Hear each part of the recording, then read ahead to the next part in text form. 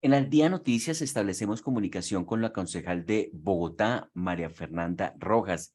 Bienvenida al Día Noticias, emisora punto 5. Muy buenos días, mi querido John Didier, y qué bueno estar acá con la audiencia de Punto 5 y de Noticias. Bueno, ¿y cómo se siente en este momento con gobierno, con presidente, que ese fue su candidato, Gustavo Petro? Pues es un reto grande porque, pues digamos, nosotros somos gobierno en Bogotá con la alcaldesa Claudia López, en una época que fue pues difícil de la pandemia, nadie esperaba tener esto, entonces pues, la alcaldesa tuvo que ponerse a administrar esa pandemia.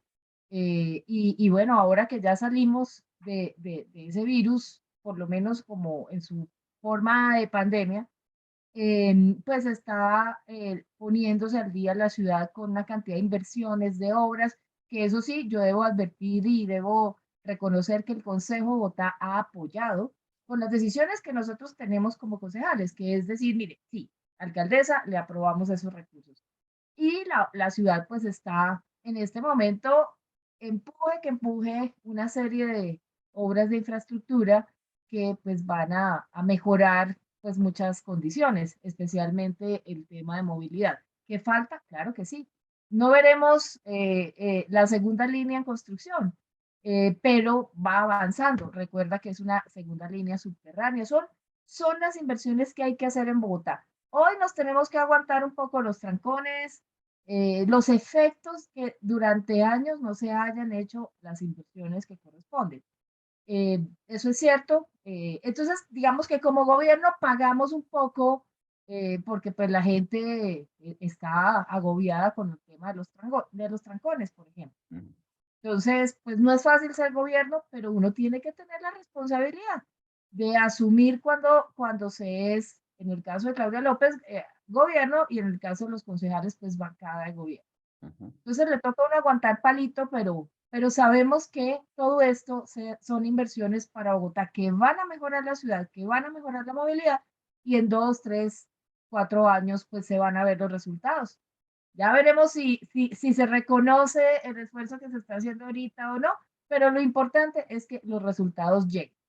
Y en el gobierno nacional, pues yo apoyé al presidente Gustavo Petro. eh, yo creo que ha lanzado unas señales muy importantes que este país necesitaba oír, necesitaba tener la tranquilidad. Llevamos años de unos modelos económicos y una forma de hacer gestión de lo público que pues, iba más orientado a unos intereses privados. Ahorita vemos un cambio en ese aspecto y hay temas complejos, sensibles, como la reforma tributaria. En un país donde ha habido tanta corrupción, pues a la gente le da rabia pagar más y uno lo entiende. Pero por eso es tan importante que esa batalla contra la corrupción que ha anunciado Petro, pues se sostenga con fuerza. No se puede permitir ni medio robo, John Didier. O sea, la gente está cansada, con toda la razón, votó para que eso no siguiera ocurriendo y necesitamos que así sea. Y pues el presidente podrá contar conmigo como concejala, como ciudadana. Por ejemplo, me he puesto a estudiar algunos aspectos de la reforma tributaria para contarle a la gente, para que no se deje engañar, porque ahora nos quieren vender que los que ganan más de 10 millones de pesos en este país pues son las pobres viejecitas. No, esto es como el cuento de Rafael Pombo. Aquí hay que tener unas cargas para quienes ganan más y unos beneficios para quienes no han tenido oportunidades, que la gente pueda estudiar, que la gente pueda tener trabajo, que pueda tener una vida digna. Bueno, queremos hablar de dos temas aquí en esta entrevista. Uno de ellos es la reforma tributaria en el punto de las pensiones, que lo acaba usted de tocar, concejal, y el otro es Bogotá. Entonces, antes de entrar con el tema de las pensiones, usted destacaba el tema de los trancones y de las obras, y algunos dicen que todo lo que se está haciendo en este momento en el gobierno de Claudia López es la heredad de lo que dejó diseñado, planeado y contratado Enrique Peñalosa, que por ahora no se ve nada de cosas, obras, propuestas nuevas de Claudia López. ¿Usted qué piensa? Pues mire, eso es algo que siempre va a pasar con el gobernante que esté. que siempre le van a decir, es que usted no hizo porque hizo las anteriores. A Peñalosa le pasó, ¿no ve que yo vi la ejecución de obras de Peñalosa y muchas de esas obras las inicié yo siendo directora del IDU con Petro? Pues por muchas razones, porque las obras necesitan gestión predial. Sí, digamos, uno tiene que avanzar en comprar predios antes de hacer el contrato. Es verdad, Ujú. esa es una norma buena para que no se pase tanto tiempo, pero siempre le van a faltar unos predios por adquirir, siempre va a haber unas, digamos, unos tiempos que se necesitan por eso. Las obras necesitan que se planifiquen, que se les apruebe la plata, que se haga el contrato de diseño, luego que se haga el contrato de construcción, etcétera. Y desafortunadamente por nuestras normas, por la gestión en Bogotá, créame que esa gestión entre la empresa la entidad que construye la obra y las empresas de servicios públicos, es un dolor de cabeza. Ahí yo creo que hay un cuello de botella que hay que resolver. Todavía nadie ha podido resolver. Ha habido esfuerzos, pero no está resuelto. Entonces, no, en los 4 años no se alcanza muchas veces a entregar una obra. Y el que viene, pues tiene que terminarla. Así hizo Peñalosa. La mayor parte del tiempo de ejecución de Peñalosa, pues estuvo haciendo las obras de Petro. Sí, lo que pasa es que ahí sí no reconocían, en la época de Peñalosa, los medios y algunos sectores sí no reconocían eso. Pues sí, pues Claudia tiene que terminar, incluso algunas que no le gustan, a mí no, a mí menos, pero uno como Estado, muchas veces, pues hay veces que puede echar para atrás algunas cosas, pero no se puede dedicar a echar para atrás Mm. todo lo que le dejaron. No se puede, porque es que si no, no se avanza un milímetro, pero además legalmente uno está amarrado en muchos aspectos. Entonces, ¿qué queríamos? Que Claudia no ejecutara lo que venía, pues le toca ejecutar. Y asimismo está dejando unas obras que son muy importantes y está consiguiendo recursos que son muy importantes. Mire, esa segunda línea del metro que va a ser subterránea, que va a llegar hasta Suba y Engativá, que va a conectar, Suba y Engativá es como decir, como la quinta ciudad de Colombia. O sea, estamos hablando de una cantidad de personas impresionante y subterránea. Dígame si esa obra no es importante. ¿La va a entregar Claudia López? Pues no, obvio que no. Y la va a entregar, ojalá, el alcalde o alcaldesa que siga, ojalá. O si no, el siguiente. Pero se echan a andar ese tipo de iniciativas. Y así hacen las ciudades, como ha hecho Medellín. En Medellín, fíjese, John Didier y la audiencia, fíjese que hay como una especie de pacto, un pacto, ¿cómo se llama? Loable. Tácito. eh, sí, y es que el que llega no desbarata lo que el otro Mm. tenía e- echado a andar, ¿sí? Ujú, Y ujú, entonces continúa, y allá en Medellín no pasa que es que yo sí estoy haciendo obras y el anterior no, es mm. esto que usted me preguntaba, que aquí en Bogotá es como lo normal hacer o decir, en Medellín eso no pasa. Hay como una mayor claridad sobre lo público y sobre esos objetivos. Tienen todas las diferencias, pero, pero yo siento que de eso deberíamos aprender de los paisas. Yo sé que aquí no es muy popular decir esas cosas, pero pues a mí me parece que esas cosas buenas hay que aprender. Y a mí como ciudadano personalmente me parece que ha sido positiva la política de Claudia López o la premisa en el sentido de construir sobre lo construido y por eso se pueden y terminar obras y ejecutarlas también es un mérito de un administrador público. Me llamó la atención una publicación suya donde dice, ojo, no te dejes engañar. Aquí te explicamos el tema de los pensionados en la reforma tributaria. ¿Cuál es la situación? ¿Dónde se está engañando? Un tipcito frente a lo anterior es, hay obras que uno sí no puede compartir, ¿sí? Como por ejemplo lo que pasó en los humedales, esa mole de cemento en el humedal Tibabuyes. Digamos, hay cosas que a pesar del construir sobre lo construido, uno tiene derecho a decir, cuando eso construido o planeado es tan malo y va a destruir un ecosistema, tengo derecho a decir que no. Ahí, en ese punto, sí tengo esa diferencia con Claudia, pero digamos en lo otro, me parece que es muy complicado que la ciudad, cada vez que llega un alcalde, sienta que todo lo que se hizo antes hay que desbaratar. Correcto. Así no avanza ninguna ciudad.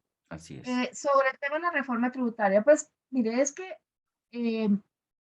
la estamos estudiando a fondo con el equipo, pero en términos generales, digamos que si uno quiere un modelo de país distinto, como decíamos al principio, donde la gente tenga oportunidades, donde esta inequidad se vaya difuminando, que vayamos construyendo una sociedad con menos desigualdad, etcétera, pues la plata tiene que salir de algún lado. Entonces, hay dos grandes caminos para que salga esa plata. Uno, combatir la corrupción, porque sabemos que en este país el gobierno anterior y los gobiernos recientes se roban alrededor de 50 billones de pesos con los políticos regionales, con los políticos nacionales, etc.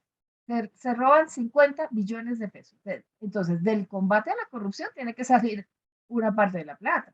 ¿Sí? Y por eso es tan importante pues, las medidas que el presidente Petro tome en ese sentido. Y la otra, pues, de una reforma tributaria, pero ojo, no es igual que las reformas tributarias que nos presentó Duque, porque ahí usted la puede hacer distinta. Una, pensando en beneficiar a los grandes contribuyentes, a los A que los tienen más más plata, ricos.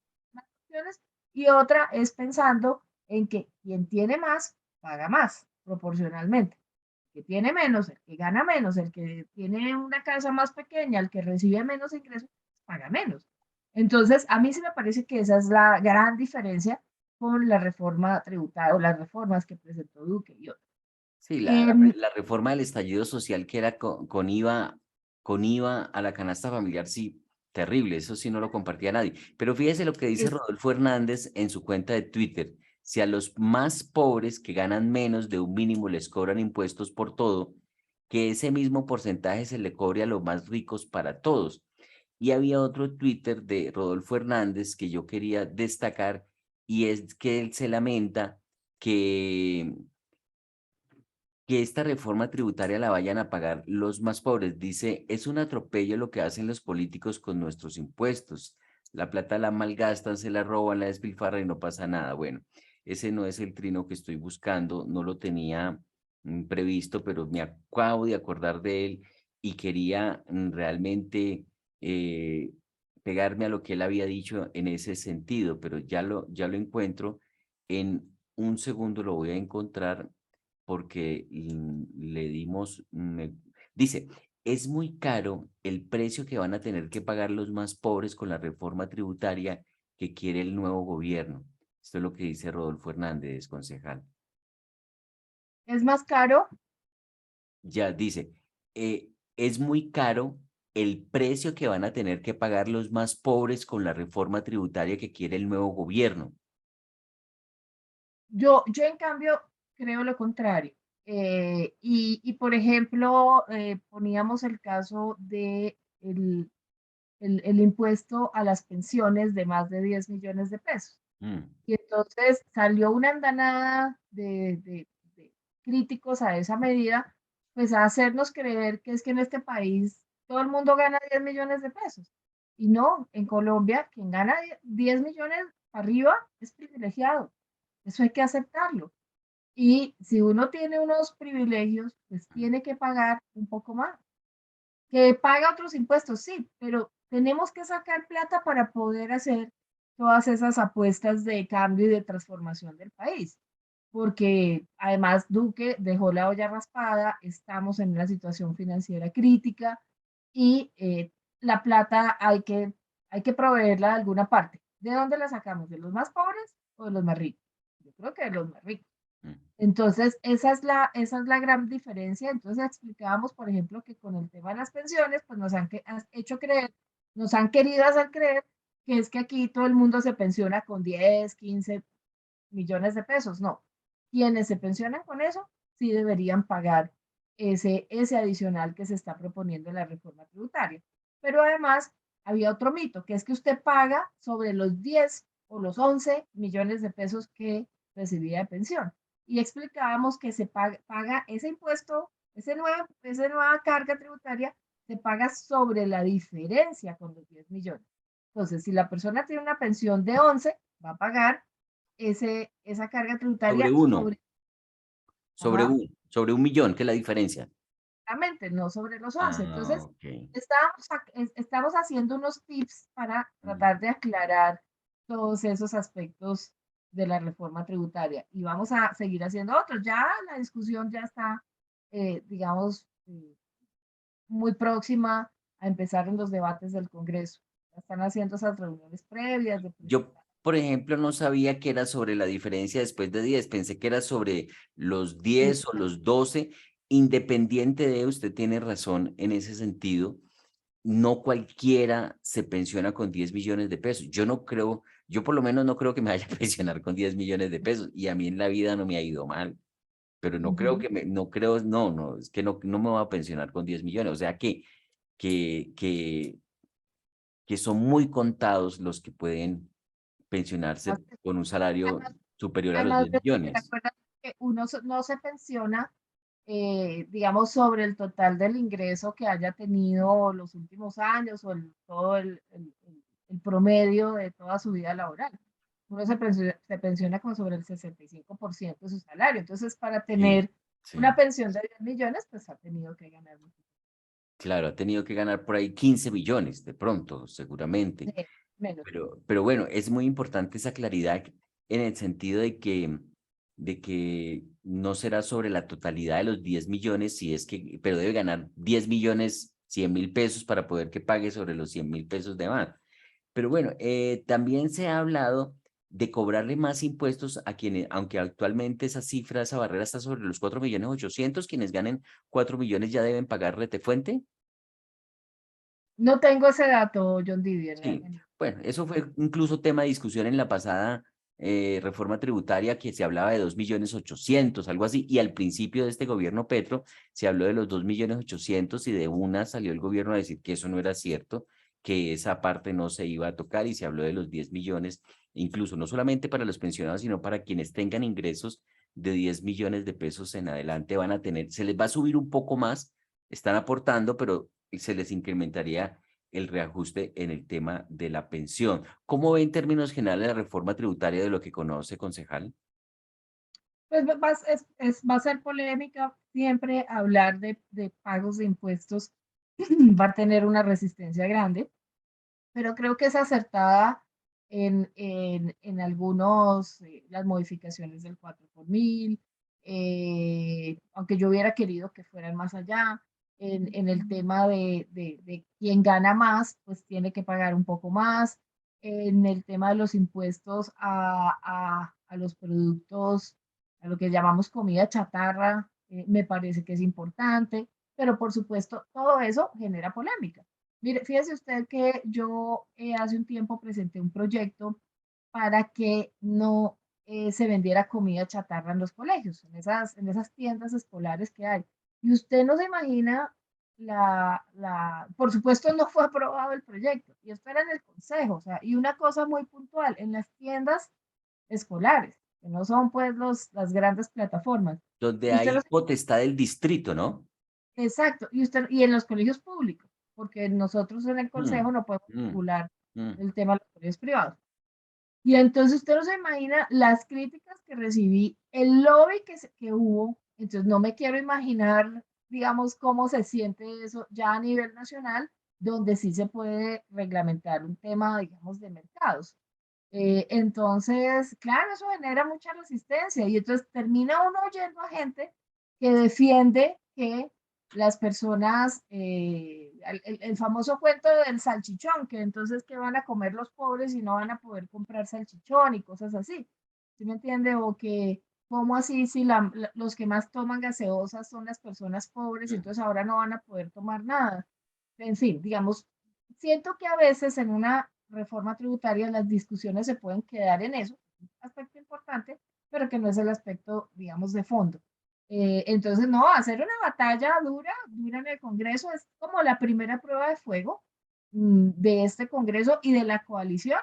Ahí Petro va a medir si esa coalición le funciona o no para lograr los votos que se necesitan para la reforma y por supuesto, pues el gobierno tiene que ser muy asertivo Mm. en plantear no solo al Congreso, sino a la opinión pública los aspectos más importantes de esa. Sí, es que para los gustos, los colores. Yo también, pues, como ciudadano, soy partidario de que le pongan impuesto a las gaseosas, sé que es muy malo para la salud, como dijo el presidente Gustavo Petro, un pobre por dejar de tomar gaseosa no va a ser más pobre, sino más rico. Lo entiendo en el sentido de que va a gastar menos plata luego en salud, o se va a deteriorar su salud. En fin, yo soy partidario de todas esas cosas que son negativas para la vida de la persona, para la salud deben controlarse así sea con impuestos o hacerle ver a la persona por algún lado de que eso no está bien. ¿Cómo ha visto, concejal, estamos en el primer mes de gobierno? ¿Cómo ha visto este primer mes de gobierno, los nombramientos de los ministros, las medidas que se han tomado, lo que se ha anunciado por lo menos hasta ahora? ¿Va bien? ¿Va mal? La seguridad, las masacres no paran en el país. Pues digamos que es un primer mes cierto, hoy se cumple un mes. Tiene usted razón, es un primer mes que me parece que ha sorteado bien el presidente. Ha hecho en general unos muy buenos nombramientos, a mí me han gustado mucho. Hay unos que no, el ministro de Transporte no me gusta, por todas esas, yo creo que la gente que llegue a lo público a tomar decisiones sobre lo público, que tiene en sus manos un presupuesto, que tiene un grupo de personas a las que debe dirigir, deben dar ejemplo, deben ser lo mejor que tenga nuestra sociedad. Eso, de eso sí estoy convencida. Y entonces, pues, un ministro al que han acusado de plagio, a quien o Rodrigo Primni, que es un señor que merece toda mi admiración y respeto, pues le ha sacado esas noticias, me parece que desluce mucho al ministro de Transporte. Entonces, hay unos que a uno no le gustan, pero en general me parece que han sido nombramientos muy acertados, gente con la sensibilidad de ese proyecto de cambio y gente con la capacidad de ejecutar y de administrar, que eso no es cosa fácil. Ha habido anuncios importantes, ha habido símbolos importantes, ese del presidente allá en el Amazonas, en un puente rodeado de toda la comunidad, de toda esa diversidad de comunidad, a diferencia de cuando Duque iba, que él se hacía en unas sillas más altas y ponía a los líderes indígenas en unas posiciones, una Como el cosa un poco emperador, como faraón. emperador, como decimonónica. Pues todos estos cambios a mí me alegran, porque como digo, oiga, esto es lo que queríamos ver. Ahora el reto es Concejal, hacer que los pero anuncios se vuelvan realidad. sí, pero esos son cambios como de forma, necesitamos cambios de fondo. Son, son más que formas, son unos símbolos que muestran que hay unas intenciones de hacer las cosas distintas. Por eso me da tranquilidad. Los símbolos tienen esa importancia porque te dicen qué es lo que tú estás pensando de tus apuestas. Pero por eso decía, ahora ya, ya tienen que pasar de los anuncios a la acción, a la ejecución, que es lo Ujú, más difícil. ujú, Hay que hacer un gran plan de desarrollo. Ahí tengo, pues digamos, como la tranquilidad de ver a Jorge Iván González en Planeación Nacional. Me parece ujú. que es un hombre idóneo y espero un ejercicio de plan de desarrollo muy interesante, que nos convoque a todos los colombianos y colombianas. Aquí en Bogotá, vaya y venga, pero que sea un plan de desarrollo que convoque a la gente en los extremos del país, donde ni siquiera ha habido control territorial, donde ni siquiera hay Estado, no hay mercado, no hay prácticamente nada para la gente. Entonces, ese es el reto, hacer un buen plan de desarrollo, lograr la aprobación de esta reforma tributaria que va a dar los recursos para ejecutar ese plan, tomar las decisiones más adecuadas en los distintos temas. Pero sí, ya es la hora de empezar a aterrizar todo esto que se está diciendo en símbolos y en anuncios. Lástima que no le hayan aprobado su proyecto. Me gusta mucho ese proyecto de las comidas chatarras en los colegios, que debería de pronto intentarse hacer desde el gobierno nacional, por lo menos en los colegios públicos, en los privados, pues ahí no se puede tampoco someter a todo el mundo a la misma norma, pero que desde lo público se dé ejemplo en ese sentido. Concejal, en ese orden de ideas, ojalá no nos quedemos en la simbología que es lo que se está mostrando hasta ahora de cambio, porque cambio, toda hora en un mes, pues es difícil y prematuro evaluar un cambio en profundidad, pero de momento los cambios son simbología. Abrir una calle que estaba cerrada, por ejemplo, o poner una espada que estaba aquí, ponerla acá.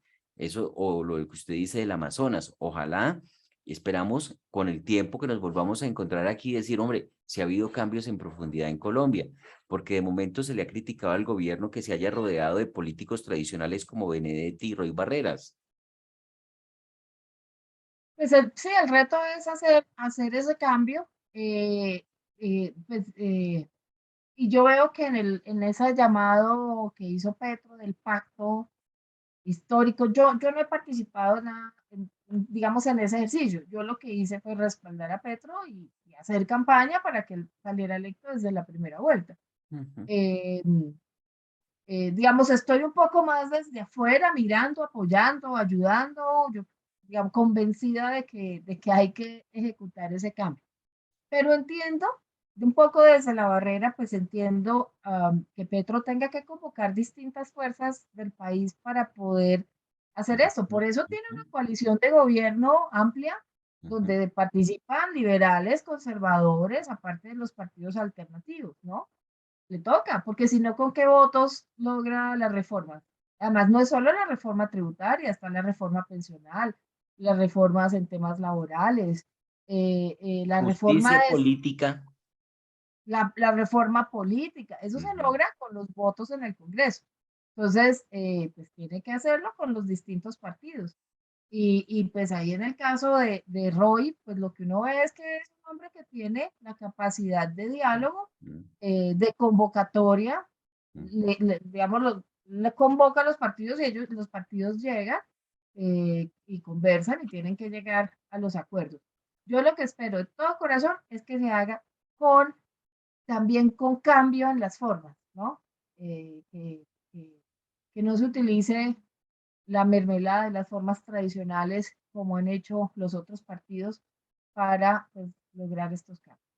Sí, hay algunos temores eh, que Gustavo Petro se vaya a perpetuar en el poder. Hay temores que Colombia se vuelva como Venezuela, Nicaragua, Argentina, que se han empobrecido con este tipo de gobiernos. ¿Cómo ve usted ese asunto, Pues Colombia ya fue como Venezuela con el presidente anterior, con el expresidente Duque. Duque? O sea, teníamos, miren la devaluación, la crisis, la olla raspada, los beneficios del Estado para sus amigos. ¿No se acuerda John Didier cuando ya se iban, que hasta le dejaron escolta por vitalicio a los exfuncionarios de Duque? O A sea, es perpetuidad.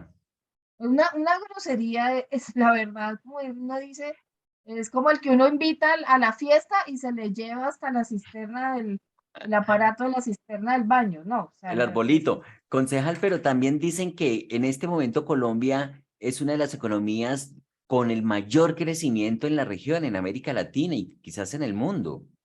Y es no, gracias a la gestión que hizo Duque. La nosotros, mayor nosotros, inversión en el primer semestre del año se tuvo en ese gobierno.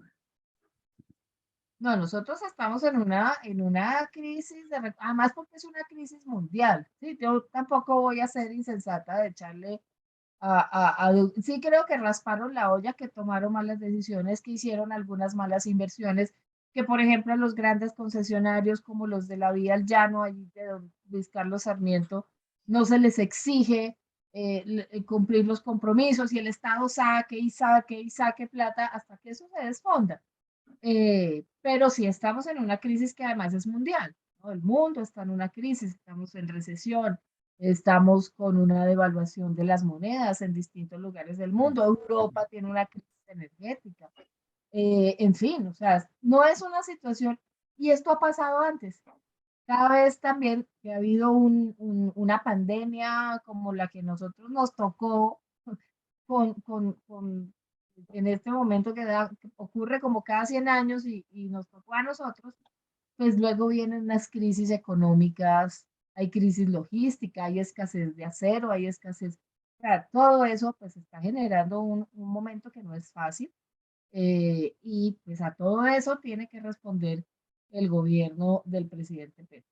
Por ejemplo, hay que tomar las mejores decisiones en materia de gas y materia de energías, porque cualquier cosa que hoy sea una mala decisión, la vamos a estar pagando en 2, 3, 4 años de manera muy cara. Entonces, pues es un momento tomar las mejores decisiones, ejecutar y trabajar fuerte. Que Petro se quiera perpetuar en el poder, pues la verdad, yo no creo, porque es que Petro es un tipo demócrata, un hombre demócrata.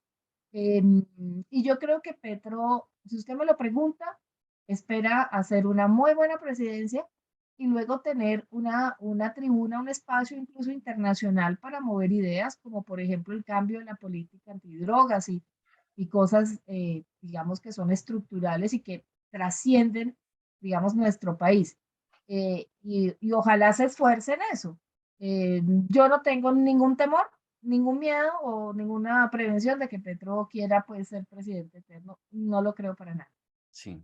Encontré el trino de Gustavo Bolívar donde destaca la inversión extranjera. Dice, atención, inversión extranjera en Colombia en primer semestre 2022 fue de 9.846 millones de dólares, la más alta en la historia. Y cierra él el trino diciendo, ven que Gustavo Petro sí genera confianza y no ahuyentó a nadie, inversionistas llegan con la paz. Y también vi otro trino sobre esa misma información de Álvaro Uribe diciendo, ve que Duque sí fue buen presidente. Entonces, como que cada uno canaliza la situación a su favor. Pero bueno, una pregunta final para cerrar nuestra entrevista, concejal. Volvemos a Bogotá.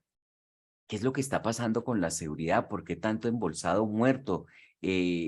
Algunos, no, usted lo ha visto en el consejo, muchas críticas hacia la administración por el tema de seguridad. ¿Qué es lo que está pasando? ¿Cuál es su análisis, su perspectiva de esta situación? John Didier, mire, nosotros, aunque hace poco conocimos que teníamos el mejor índice de reducción de homicidios desde hace muchísimos años, ¿sí? Que es el principal indicador para medir la seguridad, porque aunque lo material duele e importa, pues lo más importante es la vida. Entonces, para medir la seguridad, se mide por eso. Y aunque tenemos la cifra más baja, hasta creo que lo reconoció el presidente Petro y otras autoridades y medios, hay una realidad que no se puede negar, que no podemos negar, y es que en Bogotá y en el país, en este momento hay una disputa de organizaciones criminales. Organizaciones criminales que no se montan en un mes, ni se montan en 2 años, no, organizaciones criminales que vienen consolidándose y fortaleciéndose, y no es solo en Bogotá, en otras ciudades del país. Entonces, en Bogotá, ¿se acuerda que el año pasado se desarticuló una banda importante? Se me acaba de olvidar el nombre, lo he mencionado varias veces Se han en desarticulado varias, ¿no? sí, pero una de estas que controlaba muchos mercados ilegales en Bogotá. Entonces a Ujú. esa banda, sobre todo el año pasado, se le dio muchos golpes y en este momento entonces hay una disputa entre algunas de esas organizaciones criminales por quedarse con esos mercados de ilegalidad. Una de esas es el Tren de Aragua. Ah, y vio usted la nota que salió en El País, si no me acuerdo mal, que dice que Colombia es el segundo país con más organizaciones criminales en el mundo. Ujú, No, primero está Congo y luego Colombia. mm. Por allá debajo está México, están otros países que uno creía que estaban muy azotados por ese fenómeno, ¿no? Resulta que nosotros somos los subcampeones de las organizaciones criminales. Eso es muy grave. Y son organizaciones que se han ido fortaleciendo en 10 años, o sea, 10, 5 años. Y solo en Bogotá se Entonces, han identificado 9. exactamente, entonces eso es lo que estamos combatiendo ahorita, eh, y esas son las responsables de esos crímenes atroces que hemos visto recientemente, que por sus vendetas, por sus disputas territoriales y demás, se asesinan entre sí, además terminan asesinando a familiares, a gente que ni siquiera tenía que ver con esos negocios, etcétera. Cortan los cuerpos y los ponen en unas bolsas en el espacio público. Eso es una atrocidad, es macabro. Entonces, pero son símbolos, es diciendo, mire, aquí esta pelea se la gané, este territorio se lo gané, etcétera. Y eso es lo que hoy se está peleando. Está pasando en el Pacífico, está pasando con el Clan del Golfo, está pasando en Cali, está pasando en Medellín, está pasando en muchas ciudades del mundo. En otra escala está pasando en Neiva. Fíjese lo que pasó con ese deplorable y salvaje atentado contra los policías donde murieron 8 uniformados, donde fueron asesinados vilmente 8 uniformados. Eso es lo que estamos viviendo. ¿Qué veo yo del Consejo de Seguridad que se hizo ayer? Que pues está tratando el distrito, la policía, la fiscalía, de montar unas unidades para enfrentar ese tipo de crimen. Y por eso lo llaman multicrimen, porque no son unos tipos que se dediquen a robar, no son unos tipos que se dediquen a estafar o a ser sicarios, sino que hacen todo. Roban, contratan Tienen toda la sicarios, cadena. comercian con drogas, entonces controlan microtráfico, tienen banditas, cogen pelados, los reclutan y los forman para que también atraquen y controlan esas bandas.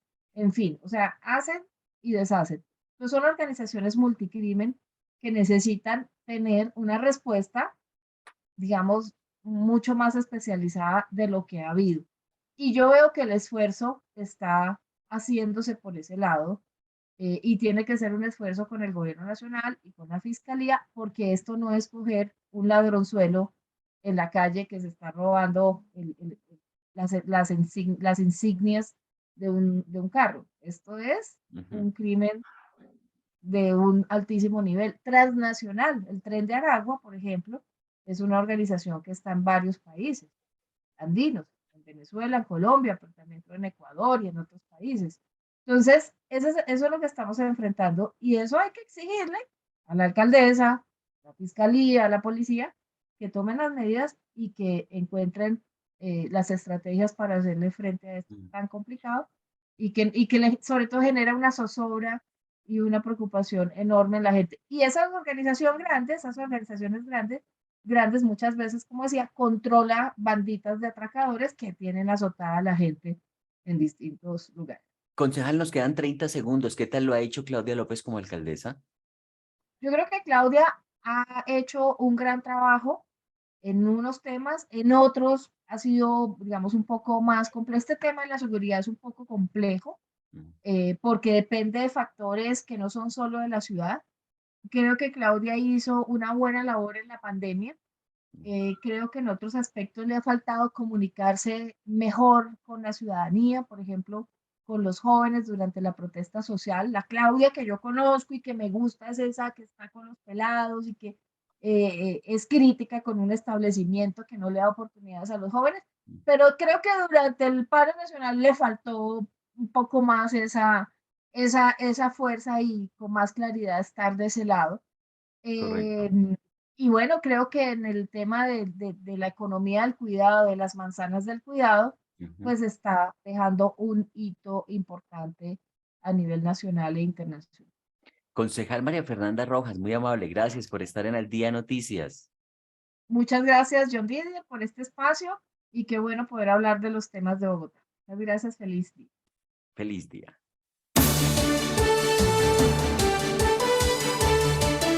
Al Día Noticias con John Didier Rodríguez Marín.